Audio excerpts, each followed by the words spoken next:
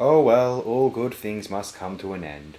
Well, mostly all good things must go downhill, then end. The sad fact is, the worst TOH segment yet might be this episode's first Ghost Dad.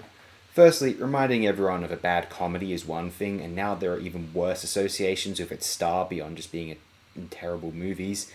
Is this worse than Easy Bake Coven? Yes, I think so, making this the worst TOH segment thus far.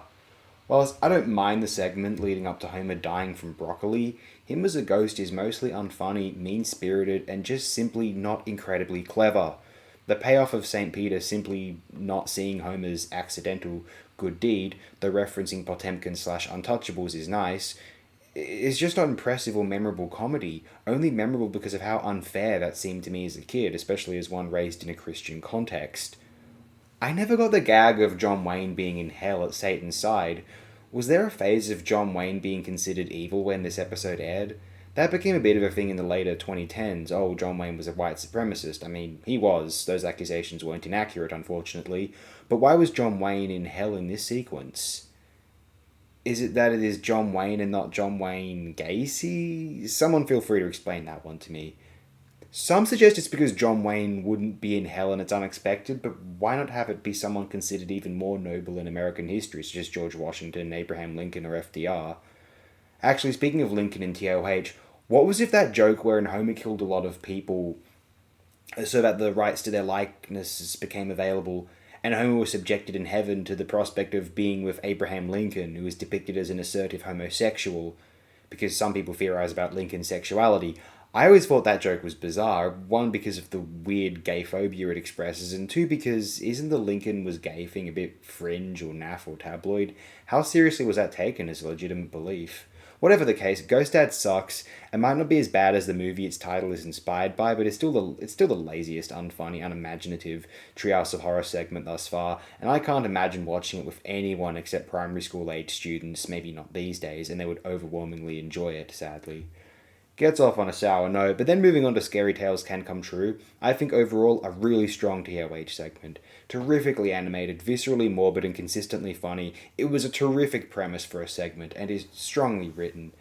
It was quite creepy seeing it for the first time as a kid, not knowing how it would end, and so it was nice that these Simpsons received a happy ending of sorts. Well, they'll never go hungry again, at least. It is annoying how these later TOHs give me little to talk about. I either didn't see them young enough, they weren't rerun enough when I was of primary school age, or they just don't have the general impact which earlier episodes have, and I'd feel this way if watching them for the first time now also. Whatever the case, it makes viewing these episodes irritating because I have to constantly stop and screen cap everything anyway, and the better the episode, the more motivated I am to do this and watch the episode in such a frankly monotonous manner.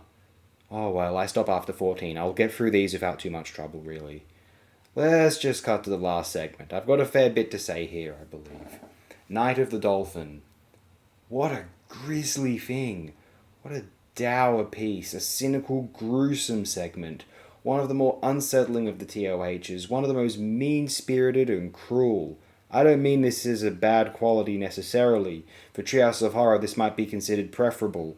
Although as a child, and one who cared for animals in particular, this was a nasty experience. First, the notion that Lisa would save this dolphin, only for dolphins to be revealed as having sinister intent, and then invading the land and removing humanity to the sea, to be mostly killed off anyway, this was so chilling.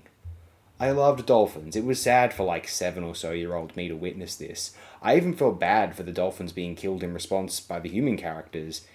They were removing our species to their former home, where we would mostly drown. This was one of the five that creeped me out the most as a younger person. It was unfair to see these amazing creatures try to kill all of us and then to see them harmed in response. It was callous to have Lisa's charity wind up the cause of so much misery. I actually found myself relating to Lisa almost as much, if not slightly more so, than I did Bart. For as much as it was fun to cause mischief, Lisa's affection toward animals, her respect for Christianity and for intellectual pursuits, it was appealing to myself. She was like a mix between Eliza Thornberry and Tracy McBean, as far as some of my favourite shows were concerned. Now, I think the male equivalent characters came across as unlikable and pompous by comparison, be it Dexter or the male hosts of Creature Features, though Moddy the cat is a total classic. It seemed like a Simpsons episode slash segment uncannily designed to upset the early primary school AOD. As an adult, I can see it as one of the most effective TOH segments beyond Season 10, by far, still creepy, unnerving, and morbid, and I'll never forget how it impacted me when I was young. The image of the dolphins first walking on land is burned into my formative brain. Uh-oh, they're coming to get us all. That's about all I have to share regarding this episode. Other than the first segment, it is a really strong episode, but the same could be said of TOH 8, with the so-so easy bake coven, for instance. I think I shall close it here. Thank you everyone if you have viewed this. I do these for me, but if other people like them, that's totally cool as well. So thanks again if so.